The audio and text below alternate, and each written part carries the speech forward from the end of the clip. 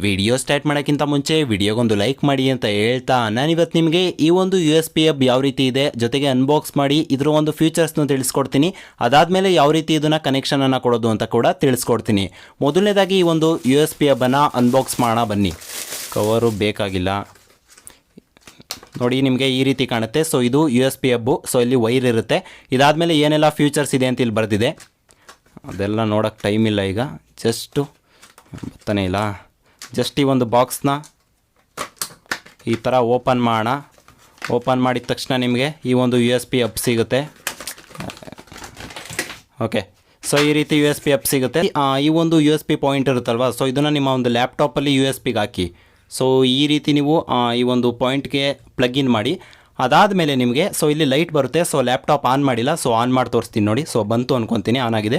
So ಈಗ ಈ ಒಂದು 3 USB ಇರುತ್ತಲ್ವ, ಸೊ 3 USB ಕೂಡ 3.0 ಅಂದರೆ 1 ಸೆಕೆಂಡ್ಗೆ ನೀವು 1 GB ಜಾಸ್ತಿ ಟ್ರಾನ್ಸ್ಫರನ್ನು ಮಾಡ್ಬೋದು. ಸೊ ಅದನ್ನು ಕೂಡ ನೀವು ಟ್ರಾನ್ಸ್ಫರ್ ಮಾಡಿ ಚೆಕ್ ಮಾಡಿ ನೋಡ್ಬೋದು. ಯಾಕಂದರೆ ಇದು 3.0 ಇದೆ, ಸಿಕ್ಕಾಪಟ್ಟೆ ಫಾಸ್ಟಾಗಿ ರೀಡು ರೈಟ್ ಆಗುತ್ತೆ. ಅದಾದಮೇಲೆ ಬರುವಂಥದ್ದು ನಿಮಗೆ ಇಲ್ಲಿ ಮೆಮೊರಿ ಕಾರ್ಡ್ ಸ್ಲಾಟು, ಇದಾದಮೇಲೆ ಅಡಾಪ್ಟರ್ ಬರುತ್ತೆ ದೊಡ್ಡದು ಮೆಮೊರಿ ಕಾರ್ಡ್ದು. ಸೊ ಅದನ್ನು ಹಾಕಬೇಕು. ಸೊ 5 ಹಾಕ್ಬೋದು ಒಂದೇ ಸಲ. ಸೊ 5-in-1 USB ಹಬ್ ಅಂತ ಇದನ್ನ ಕರೀತಾರೆ. ಸೊ ಅದಕ್ಕೋಸ್ಕರ 5 ಅಟ್ ಎ ಟೈಮ್ ಹಾಕ್ಬೋದು. ಅಟ್ ಎ ಟೈಮ್ ಎಲ್ಲತ್ರಲ್ಲೂ ಕೂಡ ಡೇಟಾ ಟ್ರಾನ್ಸ್ಫರನ್ನು ಮಾಡ್ಬೋದು. ಸೊ ಈಗ ನಾನು ಮೊದಲನೇದಾಗಿ ಕೀಬೋರ್ಡನ್ನು ಹಾಕ್ತಾ ಇದ್ದೀನಿ. ಸೊ ಕೀಬೋರ್ಡ್ನ ಕನೆಕ್ಷನ್ ಕೊಟ್ಟೆ. ಸೊ ಲೈಟ್ ಬಂತು. ಸೊ ಇದಾದಮೇಲೆ ಮೊಬೈಲ್ಗೆ ನೀವು ಚಾರ್ಜರ್ ಬೇಕಾದರೆ ಚಾರ್ಜರ್ ಕೂಡ ಹಾಕೊಬೋದು. ಸೊ ಅದನ್ನು ಕೂಡ ಹಾಕ್ತಾ ಇದ್ದೀನಿ. ಸೊ ಇದಾದಮೇಲೆ ನಾನು ಮೌಸ್ ಬೇಕಲ್ವಾ ನಮಗೆ, ಸೊ ಅದಕ್ಕೋಸ್ಕರ ನಾನು ಮೌಸ್ನ ಕನೆಕ್ಷನ್ ಕೊಡ್ತಾ ಇದ್ದೀನಿ. ಸೊ ಇದಾದಮೇಲೆ ನೀವು ಇಲ್ಲಿ ಸಣ್ಣ ತೂತಿದೆಯಲ್ವಾ, ಸೊ ಇಲ್ಲಿ ಮೆಮೊರಿ ಕಾರ್ಡ್ ಕೂಡ ಹಾಕ್ಬೋದು. ಸೊ ಮೆಮೊರಿ ಕಾರ್ಡ್ನ ನೀವು ಕಾರ್ಡ್ ರೈಡರ್ ಥರ ಕೂಡ ಯೂಸ್ ಮಾಡ್ಬೋದು. ಇದಾದಮೇಲೆ ನೀವು SD ಕಾರ್ಡ್ ಅಡಾಪ್ಟರ್ ಬರುತ್ತಲ್ವ, ಸೊ ಇದ್ರೊಳಗಡೆ ಒಂದು ಮೆಮೊರಿ ಕಾರ್ಡ್ ಹಾಕಿ ಸೊ ಇದನ್ನು ಕೂಡ ಹಾಕ್ಬೋದು. ಸೊ ಒಟ್ಟು 5 ಡಿವೈಸ್ಗಳನ್ನ ನಾನು ಕನೆಕ್ಟ್ ಮಾಡಿದ್ದೀನಿ. ಸೊ ಎಲ್ಲ ಡಿವೈಸ್ನ ಔಟ್ಪುಟ್ನ ಸೊ ಇದರಿಂದ ತಗೋಗಿ ಇಲ್ಲಿ ಕೊಟ್ಟಿದ್ದೀನಿ.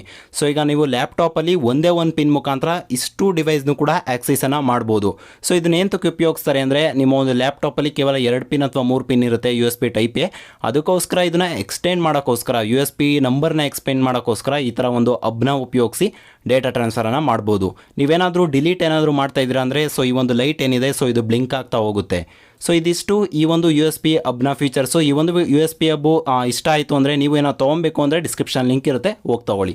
ಸೊ ಇದಿಷ್ಟು ಈ ಒಂದು ವಿಡಿಯೋ ಬಗ್ಗೆ. ಈ ಒಂದು ವಿಡಿಯೋ ಇಷ್ಟ ಆಗಿತ್ತು ಅಂದರೆ ಸಣ್ಣ ಲೈಕ್, ದೊಡ್ಡದೊಂದು ಕಮೆಂಟ್ ಮಾಡಿ. ನಮ್ಮೆಲ್ಲ ಸೋಷಿಯಲ್ URLs ಡಿಸ್ಕ್ರಿಪ್ಷನ್ಲಿದೆ, ಫಾಲೋವನ್ನು ಮಾಡ್ಬೋದು.